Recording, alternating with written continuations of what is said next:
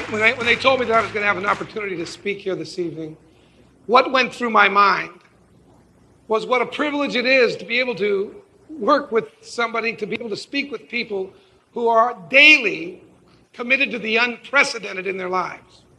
You know what I mean by the unprecedented? That which doesn't have history. It hasn't happened yet, but you live as if it does and it has. You live from the future, not from the past. There's a call.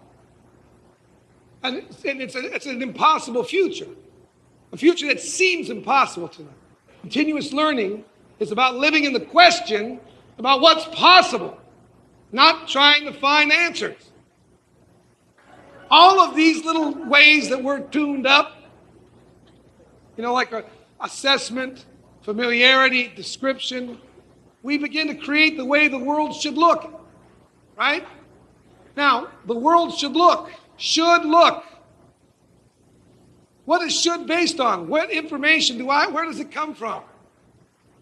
Anyone? Comes to your mind, but where do you get the premise from? How do you know what should be or shouldn't be? From your history. And if you're trying to have your history, you move into the future trying to make it look like your history. What are you going to have when you do that? More of the past. More of the past. And then we wonder why we do all these great things. We have all these great strategies. We read all these great books.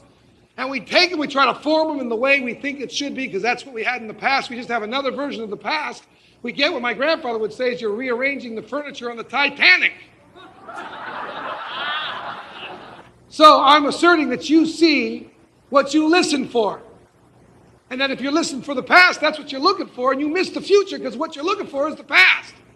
We study the conversations that constitute an organization, the living word that an organization is. And I mean living. And then we begin to work into it from the future they're committed to having. And we look at the conversations. We say, is this conversation coming from this future? And if it's not, what's wanted and needed? I'm going to tell you, the transformation that we see is phenomenal. And that's basically what listening, it's the foundation to negotiating your way to transformation, to getting to yes. And every time somebody says yes to you, the world transforms for you and for them.